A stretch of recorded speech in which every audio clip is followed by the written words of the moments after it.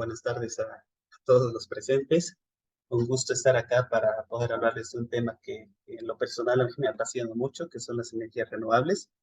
Espero que esta presentación sea de mucho provecho para todos ustedes. El tema es increíblemente amplio, la verdad, entonces en una hora es hasta difícil dar solo una introducción, pero vamos a hacer el mejor esfuerzo para que sea contenido útil, de provecho para todos y que les incite a averiguar más sobre este tema tan importante, ¿no? Bueno, brevemente yo me presento. Mi nombre es Luis Aliaga. De formación soy ingeniero electromecánico. Tengo una maestría en energías renovables y tecnología limpia. Mi experiencia laboral, en grandes rasgos, he hecho operación y mantenimiento en centrales hidroeléctricas y termoeléctricas. He participado en gestión de proyectos eólicos, desde la etapa de licitación, construcción de plantas, puesta en servicio de las máquinas. Aparte, realizo distintos servicios de consultoría, distintos estudios de prefactibilidad, investigaciones y otros temas más enfocados en renovables. Y también me dedico a hacer diseños y cotizaciones de instalaciones solares a nivel residencial. Bueno, el día de hoy vamos a hablarles acerca de las energías renovables. Vamos a empezar con unas principales definiciones para que estén un poco entendidos de qué trata el tema y de qué se va a hablar en esta exposición. Les voy a hablar un poco de la problemática del cambio climático para que entremos un poco del contexto de por qué estas energías renovables son tan importantes. Vamos a ver los tipos de energías renovables que actualmente están más desarrolladas, el estado del desarrollo de las mismas, qué, qué avances hemos logrado hasta el año 2023, bueno, en este caso 2022, porque es el último año reportado. Y por último, un punto que creo que les puede interesar a muchos, más o menos cuáles son los prospectos laborales en el área, es decir, qué profesionales de qué áreas son las más demandadas para este ámbito de las energías renovables. Bueno, principales definiciones. Algo muy básico, que quizás ya todos lo manejan, el tema de la definición de energía, la definición de potencia. La energía, muchos sabemos una definición en física, es la capacidad de realizar un trabajo, que se mide como fuerza por distancia. En la termodinámica, que es una definición que quizás nos interesa un poco más a nosotros, en el ámbito de la energía, es la capacidad de los cuerpos de realizar transformaciones en ellos mismos o en otros cuerpos. ¿Cómo solemos medir la energía? Existe una unidad principal que es el Joule, el Julio, que es la unidad del sistema internacional. Y hay otras unidades que quizás ustedes han visto mucho, por ejemplo, en su factura de electricidad, la factura de la luz, que comúnmente le llamamos, ¿no? Que es el vatio hora o el kilovatio hora. Esas son unidades de energía. ¿Qué tipos de energía existen? Bueno, a grandes rasgos, ya esto igual lo deben conocer, existe la energía potencial, la energía cinética, energía química, energía térmica, muchos tipos de energías. Y la potencia es simplemente la cantidad de trabajo por unidad de tiempo, es decir, una unidad de energía por unidad de tiempo. Las unidades son los watts en inglés, vatio en español, que son julios sobre segundo, y otras unidades, los HP, los que comúnmente conocemos como caballos de fuerza, ¿no? Eso se maneja mucho, por ejemplo, en el tema de automóviles, al hablar de la potencia de un motor. Ahora, vamos a definir un poco esta energía alternativa. Energía alternativa es un sinónimo de energía limpia, energía verde, y se refiere a todas aquellas energías que no vienen de combustibles fósiles. Es una definición algo similar a lo que es la energía renovable, que es la que les expongo a continuación, que es una fuente de energía que se restaura por procesos naturales a una velocidad superior a la del consumo por los seres humanos. Es decir, que no importa cuánta de esta energía renovable nosotros usemos, esta siempre se va a reponer, a renovar, como dice el nombre, a una velocidad mayor a la que podemos consumir. Es por eso que todas estas energías que vamos a ver más adelante, como solar, eólica, etcétera, se reponen a una velocidad más rápida de la que podemos usarlas, y esa es su principal ventaja, ¿no? A comparación de los combustibles fósiles. ¿Cuáles son las principales características de estas energías? Lo principal es que son limpias, es decir, que su uso no emite ningún gas de efecto invernadero, como ser el dióxido de carbono. Tienen un impacto ambiental bajo. Son tecnologías emergentes, la mayoría de estas son desarrollos bastante nuevos. Y algo importante también es que los costos de estas energías están constantemente en descenso, es decir, que cada vez se puede producir energía a costos más baratos gracias a estas energías renovables. Bueno, ahora vamos a hablar sobre la problemática del cambio climático, que es uno de los desafíos más importantes que tiene la humanidad en la actualidad. Brevemente vamos a explicar qué es el cambio climático. El cambio climático se refiere a los cambios que se presentan a largo plazo en la temperatura ambiente y en los patrones del clima que se presentan a lo largo de todo el planeta. Este cambio climático puede darse por dos tipos de causas. Esto es muy importante saber diferenciarlo. Esto se puede dar por causas naturales o por causas antropogénicas. Al decir antropogénicas, nos referimos que son causas creadas por el hombre, por el ser humano. Entonces, hay una distinción muy importante que hay que realizar entre estos dos tipos de causas, ya que nosotros sabemos que el clima a lo largo de toda la historia del mundo, desde que se formó la Tierra, ha ido variando constantemente, ¿no? Entonces, esto ha sido en su totalidad hasta hace muy poco por causas naturales.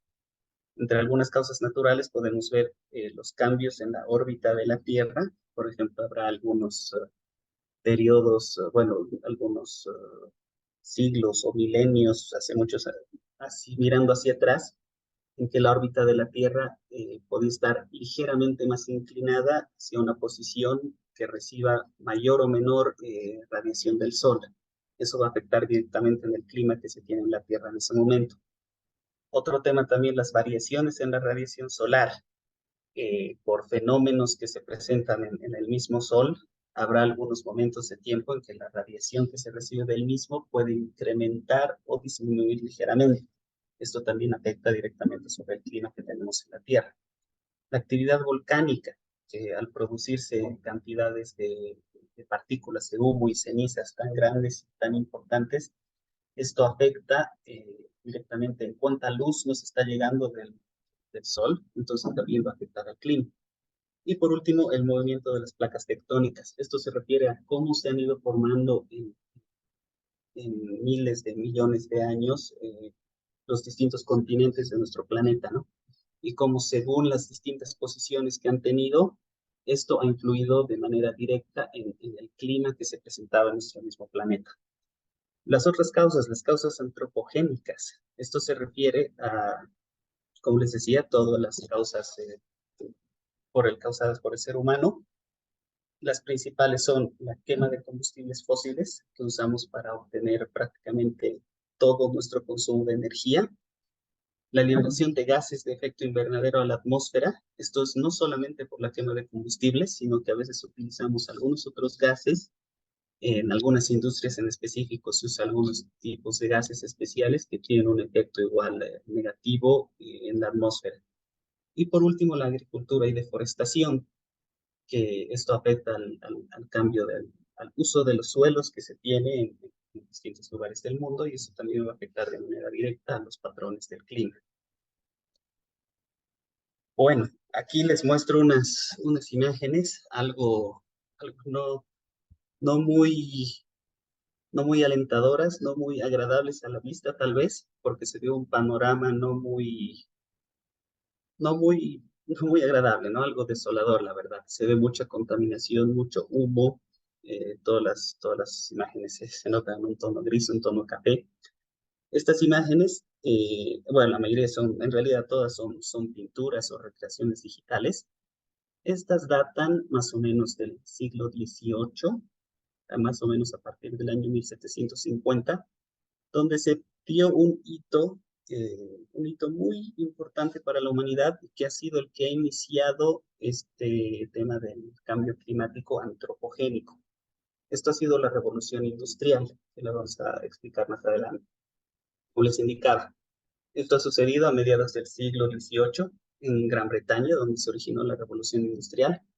ha sido una transformación a nivel económico, social y tecnológico, y ha sido la transformación más grande que ha sufrido la humanidad desde el Neolítico. Y recordando un poco qué pasó en el Neolítico, como ustedes recordarán, antes los seres humanos no vivían en asentamientos, ¿no? Eran grupos nómadas que iban de un lado a otro y no tenían asentamientos fijos, ¿no? Y en el Neolítico se da el inicio de la agricultura y de la ganadería, que ha sido en su momento igual una revolución muy importante para la humanidad, ya que permitió el desarrollo de asentamientos, ¿no? Entonces, este ha sido el siguiente desarrollo importante de la humanidad a partir de la agricultura y la ganadería, que es la revolución industrial. Y nos hemos transformado básicamente de una economía rural a una economía urbana. ¿Cuál ha sido el motor de la revolución industrial? ¿Qué pasó en esta época, no? Se creó esta máquina que podemos ver aquí en movimiento, que es la máquina de vapor. La máquina de vapor utilizaba en ese entonces el carbón, se quemaba el carbón mineral para calentar agua, para hacer hervir agua a presión, y esta presión, este vapor de agua a alta presión, posteriormente se insertaba en esta máquina de vapor para mover un émbolo y producir movimiento rotacional. El tener una máquina de estas características le permitió a la humanidad migrar de la mano de obra, que era antes todo a mano o con animales, a utilizar este tipo de máquinas y ha permitido el desarrollo de la industria realmente a niveles exponenciales, ¿no? Que no habían sido vistos en anterioridad a esas épocas.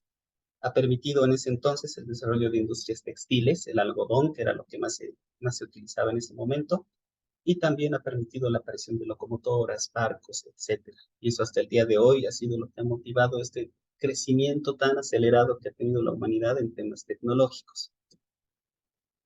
Lamentablemente, este crecimiento igual tiene ha tenido ciertas consecuencias negativas para el medio ambiente, ¿no? Aquí podemos ver una gráfica muy interesante que les muestro, que trata acerca de los niveles de dióxido de carbono presentes en la atmósfera. Es un registro que pues, se ha hecho mediante extracción de ciertas técnicas geológicas de extracción de minerales que permiten datar cuánto dióxido de carbono había en el medio ambiente miren, por ejemplo, esta gráfica está de hace casi 500 millones de años, ¿no? No, perdón, casi 400.000 años, ¿no? Entonces, se ve la fluctuación del nivel de dióxido de carbono en la atmósfera, que es algo normal, ha ido variando, más o menos tiene cierto patrón, cada 50.000 años ha ido como que disminuye a un mínimo de 180, por decirles, y va subiendo hasta un máximo de casi 300. Y esto ha sido un patrón constante que se ha ido presentando, ¿no? En la Tierra. Y ya llegamos a la actualidad, vemos que, bueno, aquí está el año cero yendo hacia la derecha. Si empezamos a avanzar, vemos que algo ha pasado en estos últimos años, que hemos excedido estos valores promedio históricos, por así decirlo, ¿no? Esta flecha está apuntando a los niveles del año 1950 y la flecha blanca de arriba ya nos presenta los niveles de dióxido de carbono que tenemos en la actualidad. Entonces, ¿qué observamos aquí? Que por milenios, el dióxido de carbono en la atmósfera nunca había excedido este nivel de 300 partes por millón. Entonces, eso nos indica que en estos últimos años algo diferente está pasando en la Tierra, que hemos excedido ese nivel, ¿no? ¿Y qué es lo diferente? Pues es la presencia del hombre, ¿no? En esta otra, en esta otra animación vemos igual una gráfica interesante. Es una animación de los últimos, bueno, del año 1950 al 2013, donde se muestra el incremento global de la temperatura, utilizando como base el año 1950. Entonces se observa claramente, ¿no? En esta imagen, cómo para el año 2013 prácticamente todo el globo terráqueo está en un color rojo, tendiendo al rojo oscuro, ¿no? lo que indica un incremento cercano a los 2 grados centígrados del nivel promedio de temperatura, ¿no? Entonces, estas dos gráficas que les muestro vienen a ser evidencia muy sustancial sobre que el cambio climático antropogénico causado por el hambre es una realidad y es algo que nos está afectando considerablemente. ¿Cuáles son las consecuencias del cambio climático? ¿Cómo nos afecta a nosotros como personas y como sociedad? Bueno, en primer lugar, hay consecuencias naturales, hay incremento de temperaturas, mayor frecuencia de sequías que vienen asociadas con incendios, mayor frecuencia de inundaciones, incremento del nivel del mar, se puede reducir la disponibilidad del agua dulce, agua potable para consumo humano, y también la fauna y la flora se ven afectadas, ¿no? Hay una reducción de la biodiversidad. Socialmente, ¿cómo nos afectan todas estas amenazas naturales, ¿no? Hay problemas de salud por temas de contaminación, nos afecta a la salud, principalmente a la población vulnerable, niños y ancianos. En temas de empleo igual puede afectar, y también en temas de educación, por ejemplo, si hay inundaciones, esto afecta directamente al trabajo de las personas y al acceso de los niños a la educación. Y esto también va a afectar a todos los negocios, ¿no?, que existen en la actualidad, principalmente a lo que son edificaciones e infraestructura, que tienen que adaptarse a estas condiciones extremas de sequías, inundaciones, etcétera. El tema energético, el acceso a energía cada vez es más complicado. Por ejemplo, el tema del agua es un tema que escasea y dependemos nosotros mucho del agua para nuestro consumo energético. Y también la agricultura y turismo, que se ven afectadas con todas estas variaciones extremas del clima, ¿no? Bueno, ¿y qué está haciendo el mundo al respecto, ¿no?, sobre el cambio climático? Existe este panel intergubernamental sobre el cambio climático, que es una organización intergubernamental donde representantes de todos los países del mundo, o de la mayoría de los países del mundo, se reúnen anualmente para discutir sobre cómo se está afrontando el cambio climático, establecen igual algunos lineamientos, establecen objetivos, y cada año se va haciendo seguimiento sobre cómo estos objetivos están siendo cumplidos. Algo muy importante pasó el año 2015, en diciembre, en la COP21, que era la reunión número 21 de este panel intergubernamental, que fue el Acuerdo de París. En este Acuerdo de París, todos los países, luego de muchos años de debate y luego de muchos años de no estar de acuerdo, han llegado a un acuerdo mutuo de limitar el incremento de la temperatura de la Tierra respecto a niveles preindustriales, es decir, antes de la revolución industrial. Por eso es muy importante esta explicación de dónde se origina todo, ¿no? Porque al final lo que queremos es volver a niveles preindustriales, es decir, antes de que se empiece a contaminar tanto nuestro planeta. Entonces, los objetivos han sido limitar el incremento de temperatura a mucho menos de 2 grados centígrados y hacer los mayores esfuerzos para que el incremento llegue a un límite de 1.5. Y solo como ejemplo, en un escenario business as usual, que es un escenario, por así decirlo, sin hacer ningún cambio actual en nuestro consumo energético y en el tipo de combustible que utilizamos, esperaríamos que para el año 2100 se tenga un incremento de entre 3 a 4 grados centígrados. Eso es decir, que llegaríamos a estos niveles de temperatura si nadie hace nada al respecto, ¿no? Si nadie se preocupa, si seguimos utilizando combustibles fósiles de manera indiscriminada, ¿no? Entonces, realmente este acuerdo, que es limitar prácticamente a más de la mitad de este incremento, va a significar un esfuerzo realmente importante para todos los países y para todas las personas. ¿Qué necesitamos para lograr estos objetivos de no exceder el incremento de temperatura en 1.5 grados? Requerimos un cambio drástico en todos los sectores de la sociedad y la economía global. Este cambio lo podemos lograr con una reducción drástica de las emisiones de CO2, y en este punto es donde entran las energías renovables, y luego hay otros que es cooperación global, la restauración de ecosistemas, el desarrollo de tecnologías, cambio del estilo de vida, adaptación al cambio climático y inversión y apoyo financiero para que todas estas cosas se puedan hacer realidad, ¿no? Entonces vemos que es un problema realmente de gran magnitud y que las energías renovables, el tema que vamos a ver ahora, es uno de los puntos donde necesitamos cambiar, ¿no? O sea, solamente con las energías renovables no es suficiente para lograr este objetivo, pero sí es uno de los puntos importantes, ¿no? Que es reducir las emisiones de dióxido de carbono. Bueno, con ese preámbulo sobre la situación actual y sobre la urgencia y la importancia de este tema, vamos a hablar un poco acerca de los tipos de energías renovables que tenemos.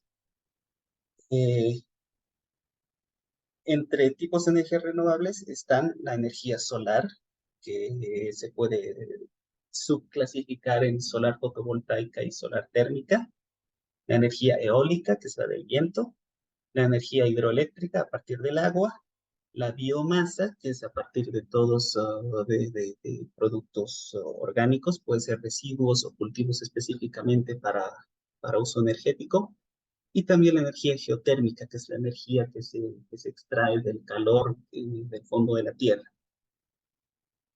Podemos ver algo interesante también, que si bien existen estos distintos tipos de energía geotérmica, perdón, de energía renovable, en este gráfico de la derecha, vemos que la energía del sol es la principal fuente de energía que tiene nuestro planeta, ¿no? A partir de la energía del sol obtenemos, por ejemplo, la fotosíntesis, que es la fotosíntesis que realizan las plantas, y a partir de esta fotosíntesis es que se obtiene la biomasa, ¿no? Si utilizamos la energía del sol como luz directa, podemos obtener energía fotovoltaica o energía térmica solar. Si utilizamos la energía solar, aquí se dice calentamiento de agua, esto se refiere al ciclo del agua, es decir, que el sol va a evaporar todo el agua de los océanos, el agua de lagos, de ríos, etcétera, va a evaporar todo eso y va a provocar eventualmente lluvia. Y luego la lluvia es acumulada en embalses y se usa como energía hidroeléctrica, ¿no? Entonces, todo está ligado al sol.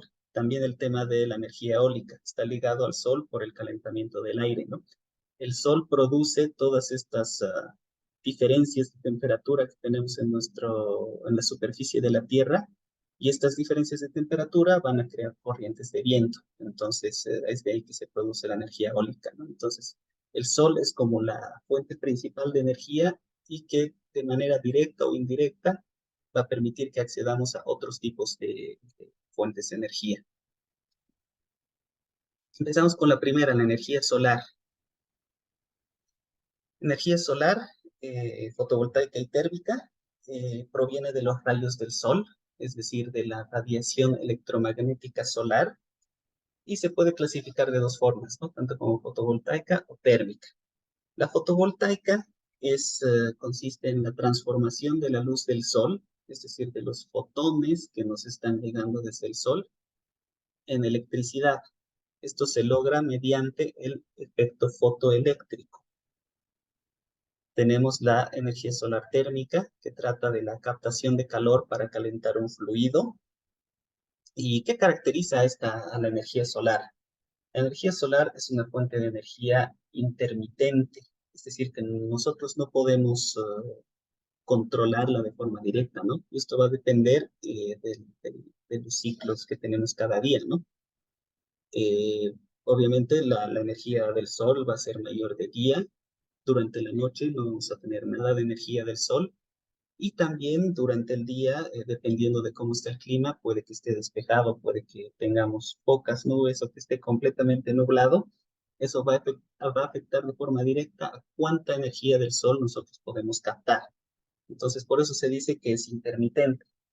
Y esto también está relacionado a que su naturaleza es aleatoria. Es decir, que nosotros no podemos predecir con un 100% de precisión cuánto sol vamos a tener en un momento determinado, ¿no? Ya que esto depende mucho de los patrones del clima, y los patrones del clima son muy difíciles de predecir por lo complejos que son estos sistemas. y entonces solo se tiene aproximaciones, ¿no? Esto es muy relacionado a los pronósticos que uno ve del clima, ¿no? Si veo mi pronóstico en el celular del clima de aquí a un par de horas, quizás tenga un pronóstico más o menos razonable de que va a haber algo de lluvia o que va a estar completamente soleado. Pero si veo un pronóstico de aquí a 5, de aquí a 10 días, es mucho más difícil que el pronóstico que yo esté viendo sea algo certero, ¿no? Esto es justamente porque el clima es muy difícil de predecir. Finalmente, la energía solar, el recurso solar en este caso, depende mucho de cuán cerca estemos a la línea ecuatorial y a la altura también sobre el nivel del mar. Generalmente, mientras más cerca estemos a la línea del Ecuador y mientras más elevados estemos sobre el nivel del mar, vamos a tener mayor recurso solar. Aquí les muestro un gráfico muy interesante que es la disponibilidad de recursos solar a lo largo de todo el mundo.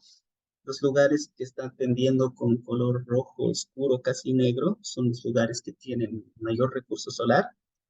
Entonces, aquí podemos ver qué lugares, qué zonas y principalmente qué países son los que pueden aprovecharlo esto de mayor manera, ¿no? Tenemos, se puede ver Estados Unidos, todo el lado oeste, gran parte de México. Aquí en Sudamérica, países está Perú, Bolivia, Chile, parte del norte de Argentina, igual que tiene mucho sol. Gran parte del continente africano, el lado del desierto, obviamente tiene bastante. También todo el lado hacia Medio Oriente, un poco hacia el lado ya más occidental, China, Mongolia, etcétera. Y también vemos, yéndonos hacia Oceanía, que Australia es un lugar igual con bastante recurso solar. Pasamos al siguiente tipo de energía, que es la energía eólica, la energía del viento. La energía eólica, como les indicaba, es la energía contenida en las corrientes de aire, lo que conocemos como viento. Esta energía nosotros la captamos mediante turbinas eólicas, que son las que vemos aquí. Hay turbinas eólicas que nos permiten transformar la energía cinética del viento, es decir, toda esta energía contenida en las corrientes del aire, en electricidad. Se destaca por ser una de las fuentes de energía renovable más económicas y tiene las mismas características que la solar, es decir, que es intermitente y aleatoria, porque igual está sujeta a las variaciones del clima. El recurso eólico va a depender mucho de la ubicación geográfica y de las características del terreno en donde nos encontremos. Y también la velocidad del viento va a incrementar eh, a medida que incremente la altura respecto al nivel del piso. Es decir, si yo mido la velocidad de viento en el lugar donde estoy, a un nivel de 0 metros, digamos, va a ser un valor X, pero si mido en el mismo punto, pero elevado 100 metros arriba, va a ser mucho mayor. Y de la misma forma tenemos un atlas global de energía eólica, donde vemos cuáles son las principales regiones del mundo donde se tiene mayor disponibilidad del recurso eólico. Y podemos ver que, como se explicaba antes, esto depende mucho de la misma geografía que tiene el lugar, ¿no? Entonces, habrá lugares que tienen una geografía muy adecuada, muy ideal para este tipo de energías. Podemos ver un lugar muy conocido donde sí hay mucho desarrollo, es todo el tema del norte de Europa, la parte igual Reino Unido y el norte de Europa son lugares con recurso eólico muy interesante y se puede ver que, bueno, está ya más distribuido en distintos lugares de todo el mundo, ¿no? Pasamos a la energía hidroeléctrica, el tercer tipo de energía renovable que vamos a hablar hoy. Aquí se ven las imágenes, unos embalses de agua, unas tuberías que están llevando agua a una central. ¿Qué es la energía hidroeléctrica? La energía hidroeléctrica es la energía que obtenemos a partir del agua. Esta energía se aprovecha mediante turbinas hidráulicas, que lo que hacen es transformar la energía potencial y la energía cinética del agua en electricidad. Esta energía hidroeléctrica, como ya explicaba un poco anteriormente, depende del ciclo del agua.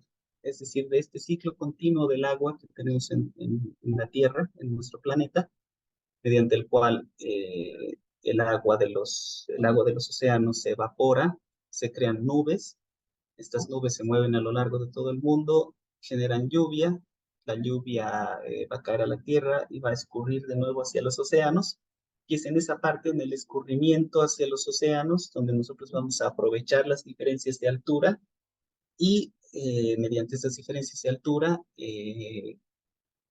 transformar la energía que obtenemos del agua y hacer girar turbinas para generar electricidad.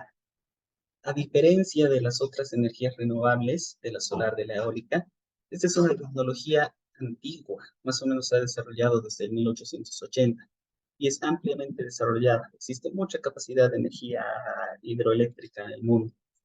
Es parte de las fuentes de energía eléctrica, por lo tanto, que es de energía tradicionales que se conoce. Es decir, que no forma parte de las energías renovables no convencionales, que son las otras que estamos hablando, solar, eólica, etc. Utiliza el agua en movimiento, obtenida de los ríos o de embalses de agua que la acumulan y la dejan caer por tuberías. En este mapa igual podemos ver la disponibilidad del recurso hidroeléctrico en todo el mundo. Podemos ver que está principalmente focalizado hacia los lugares donde están las principales cuencas, las cuencas hidrológicas que se tienen en todo el mundo, ¿no? Por ejemplo, aquí en el continente de Sudamérica, podemos ver que hacia este lado noreste, donde es toda la cuenca del Amazonas, obviamente por la cantidad de agua que lleva este río y toda la cuenca asociada al mismo, hay un recurso hidroeléctrico importante en toda esta región, ¿no? Pero bueno, se puede ver que todo el mundo también va a tener cierta cantidad de este recurso, dependiendo de los ríos que transitan por estos lugares y también de la geografía del lugar. Pasamos al siguiente tipo de energía renovable, que es la energía de la biomasa. La energía de la biomasa, en este caso, es un poco diferente a las anteriores, ya que se trata de energía química que está almacenada en la materia orgánica, es decir, en plantas. Esta energía química se almacenó a través de la fotosíntesis, mientras esta materia orgánica, mientras estas plantas fueron creciendo, fueron desarrollándose, hicieron fotosíntesis y de esa forma almacenaron esta energía química dentro de sí mismas. Se puede clasificar de tres formas. Existe la biomasa natural, que es la que está disponible en la naturaleza sin intervención humana, la biomasa residual, que proviene de residuos de actividades agrícolas e industriales, y los cultivos energéticos, es decir, cultivos dedicados exclusivamente para producir biocombustibles. Esto se puede aprovechar de distintas formas. Se puede hacer combustión directa de la biomasa, se puede hacer gasificación de la biomasa para producción de biogás, digestión anaeróbica, que también permite la producción de gas, y la producción de otro tipo de biocombustibles, ya con otros procesos químicos. La energía geotérmica es el siguiente tipo de energía que vamos a hablar hoy. La energía geotérmica es la energía térmica, el calor que proviene del núcleo de la Tierra, del núcleo de nuestro planeta. Existen zonas en nuestro planeta que tienen cierto potencial geotérmico y se encuentran normalmente en áreas volcánicas. En estas áreas volcánicas, el calor proveniente del núcleo de la Tierra es mayor, es decir, está más expuesto hacia la superficie. Entonces son lugares que podemos aprovechar para extraer este calor y con eso generar otro tipo de energía, energía eléctrica. ¿Cómo funciona la energía geotérmica? Funciona mediante la extracción de vapor a altas temperaturas para hacer girar una turbina y posteriormente este vapor que hemos extraído de la tierra lo reinyectamos ya como fluido, como un líquido a la tierra, y esto nos permite conservar la capacidad del reservorio de donde nosotros estamos sacando el vapor.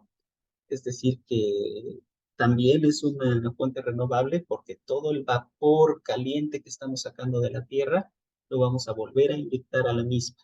Entonces, no hay ninguna pérdida de este recurso que se extrae de la tierra, del fondo de la tierra. También podemos ver un pequeño gráfico del mundo con los principales lugares donde tienen cierto potencial geotérmico y vemos que esto está principalmente asociado a todas las principales cordilleras que se tiene a lo largo, todas las cordilleras, elevaciones montañosas que se tienen en el mundo, ¿no? Entonces, donde hay estas montañas, son lugares que tienen cierto potencial de energía geotérmica. Bueno, vamos a pasar ahora al estado del desarrollo de las energías renovables. Vamos a hablar de las principales y de cómo estamos al año 2022, qué se ha logrado hasta esta fecha. Y también para entender un poco el estado del desarrollo de las energías renovables, vamos a primero explicar qué es la Agencia Internacional de Energía, la IEA. Esta Agencia Internacional de Energía es una organización intergubernamental que está encargada de asegurar la seguridad energética global, promueven políticas de energía sostenible, hacen mucha investigación, muchos estudios y pueden proveernos datos y análisis relacionados a temas de energía y también tratan ciertos temas medioambientales relacionados al consumo de energía. Entonces es una organización referente en el tema de datos energéticos a nivel mundial. Esta organización, la IEA, es la que hace el seguimiento al estado de las energías renovables en todo el mundo. ¿Cómo hacen este seguimiento? Lo que ellos han hecho en primer lugar es establecer un escenario que se llama el escenario emisiones cero para el año 2050. En este escenario, ellos han hecho todos los cálculos, por así decirlo, han hecho todos los cálculos y estimaciones que se requiere para que nosotros al año 2050 seamos un planeta que no tenga emisiones de dióxido de carbono. Entonces, en base a estas estimaciones, ellos trazan ciertas rutas de cómo deberían irse desarrollando las energías renovables cada año para poder lograr este objetivo. Entonces, han desarrollado este escenario y utilizan estos objetivos, estas metas trazadas en el escenario para comparar cada año el desarrollo real de las energías renovables. Aquí este es un extracto de la página web de la Agencia Internacional de Energía. Ellos cada año publican su reporte del seguimiento al progreso de las energías limpias. Este es del año 2023. Y lo clasifican bueno, tienen un tablero donde ponen tres indicadores. Un indicador verde que significa que para, para ese punto, esa tecnología específica que se está analizando está en línea, está de acuerdo a lo esperado. En amarillo, si es que hay ciertos avances, pero no son suficientes, se necesitan más esfuerzos. Y en rojo, si realmente no hay ningún avance, ningún progreso significativo en esta área. Entonces vemos, ellos hacen una evaluación de todo el sistema energético a nivel mundial. A nosotros para esta exposición nos interesa el tema de las energías renovables en específico, que está marcado en color rojo. Y vemos que según este tablero de indicadores, el estado al 2022, el estado a ese año es que se requiere más esfuerzos. Todavía el planeta no está haciendo lo suficiente en tema de energías renovables. ¿Cuáles son los principales hitos para el año 2022? Bueno, a pesar de que se requieren más esfuerzos, ha sido un año récord para la adición de capacidad de energía renovable. En todo el mundo, el año 2022 se han añadido 340 gigavatios de energía, que es una cifra realmente alta. Después, para el año 2022, el 5% del suministro mundial de energía viene de renovables. Y si queremos cumplir nuestros objetivos de no exceder los límites de temperatura, esta cifra al año 2030 tiene que subir por lo menos al 17%, es decir, que tenemos un largo camino por delante, ¿no? Y también la energía renovable debe crecer cada año un 13% de capacidad para cumplir nuestros objetivos. Y este crecimiento es el doble del crecimiento que tenemos actualmente. Entonces, si bien hay desarrollos, hay avance, todavía nos falta mucho en este tema. ¿Cómo estamos en tema de energía solar fotovoltaica? Vemos que la energía solar fotovoltaica es la única de las energías renovables que el año 2023 ha sido clasificada como que está en línea con, el, con los esfuerzos que tenemos que realizar para cumplir nuestros objetivos. Esto se debe a que el 2022 su capacidad ha incrementado un 26% respecto al 2021, es un incremento muy importante. El año 2022 también se ha vuelto en la tecnología de energía renovable con más crecimiento en comparación a las demás. Y bueno, China, Estados Unidos, la Unión Europea en su conjunto y la India han sido los países que han sido los principales propulsores de este crecimiento de la energía solar.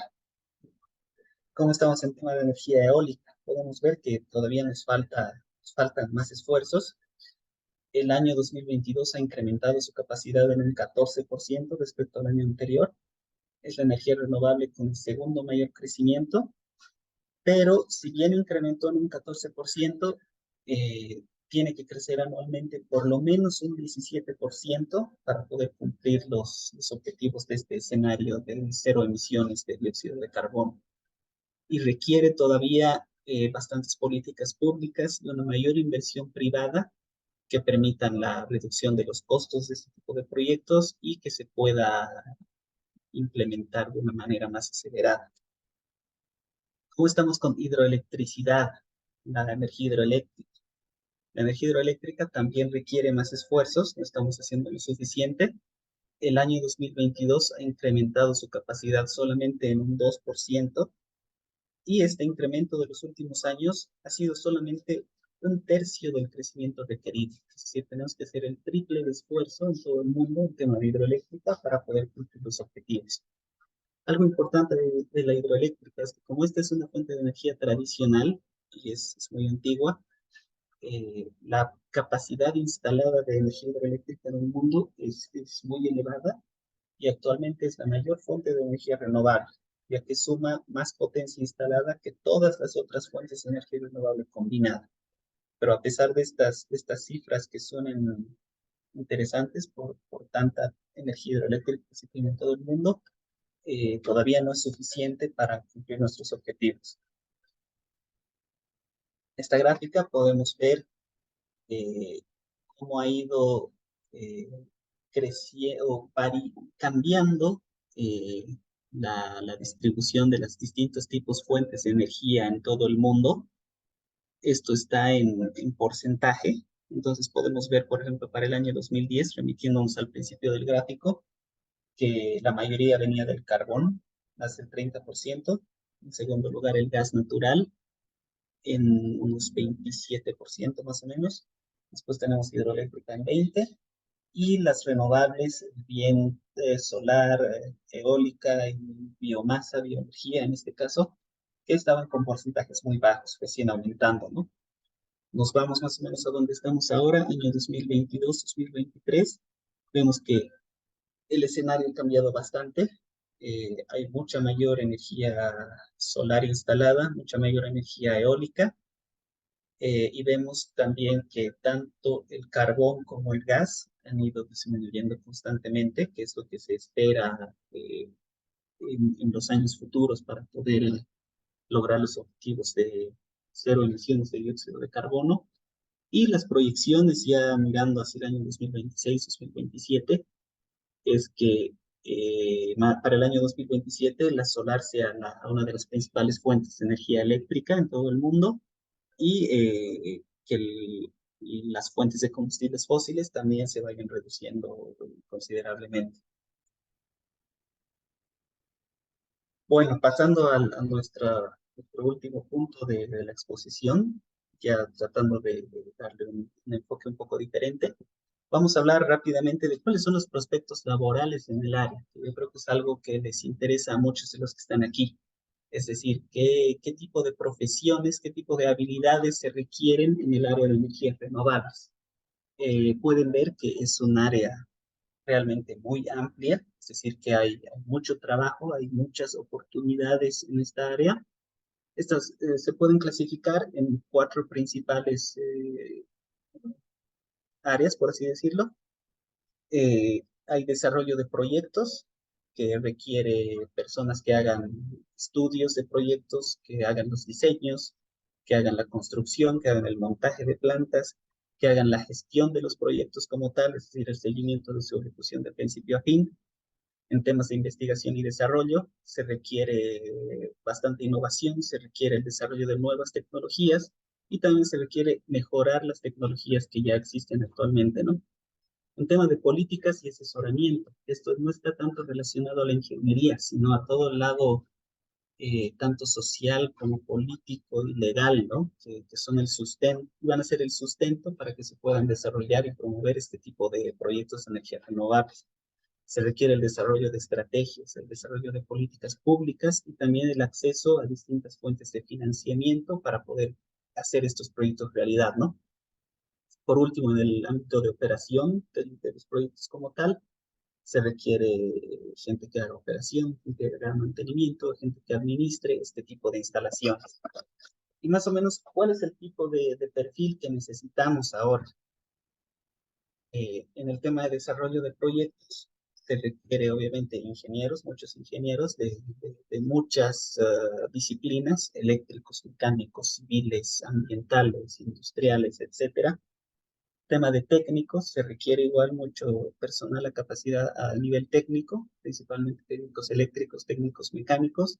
Hay técnicos en esta industria que son muy bien remunerados, principalmente técnicos, por ejemplo, los que hacen tema de soldaduras, los que hacen algunos ensayos no destructivos, técnicos realmente especializados en algún trabajo muy específico, ¿no? Son áreas muy bien remuneradas. El tema de personal de obra, es decir, todo el personal de construcción, tema de obras civiles, igual se necesita bastante. Operadores de maquinaria, este es igual un campo donde se requiere operar maquinaria realmente muy especializada, por ejemplo, para el tema de las parques eólicos, se requiere operarios de grúas, pero de grúas de realmente de muy alto tonelaje, que requieren mucha experiencia y mucha habilidad para la operación de este tipo de maquinarias. Y son pocos los operadores realmente capacitados para este tipo de máquinas, ¿no? Entonces también los sueldos que se pueden acceder en estas categorías son bastante interesantes. Tema de gestores de proyectos, los que se conoce como los project managers, igual se va a requerir bastante para hacer estos proyectos realidad. Ya despegándonos un poco del lado de la construcción como tal y de la ingeniería como tal, se requiere gente de logística, gente que organice todo el transporte de los componentes, todo el tema de exportaciones, de importación de componentes desde el lugar donde se fabrica hasta el lugar donde se va a construir. Es decir, es un campo igual muy necesario y es una forma de que personas que no son del área de ingeniería también estén involucradas en el tema de las energías renovables. Abogados, siempre se va a requerir abogados en todo tipo de proyectos, principalmente para el tema de los contratos, todos los contratos que se firman, y también personal de finanzas, ¿no? Para el control de pagos, los estados de cuenta, flujos de cajas, es decir, realmente es un tema multidisciplinario que se tiene en un tema del desarrollo de proyectos. Yendo un poco al tema de investigación y desarrollo, vemos que igual la academia, las universidades tienen que estar muy involucradas, tanto a nivel de maestrantes como doctores que están haciendo doctorados, para investigar nuevas tecnologías o desarrollar algo nuevo, mejorar las tecnologías que ya tenemos ahora. Y también la empresa privada va a estar muy involucrada en esto para constantemente ir mejorando las tecnologías, haciéndolas más eficientes y menos costosas. Después el tema de políticas de asesoramiento, vamos a requerir economistas, vamos a requerir abogados, vamos a requerir gente igual metida en la política. También se va a requerir de forma indirecta ingenieros, ya no tanto enfocados al lado constructivo, pero sí personas que puedan brindar todo el asesoramiento, el input técnico que van a requerir estos economistas, estos abogados, estos políticos, para tomar las decisiones acertadas y con un sustento técnico que sea suficientemente bueno.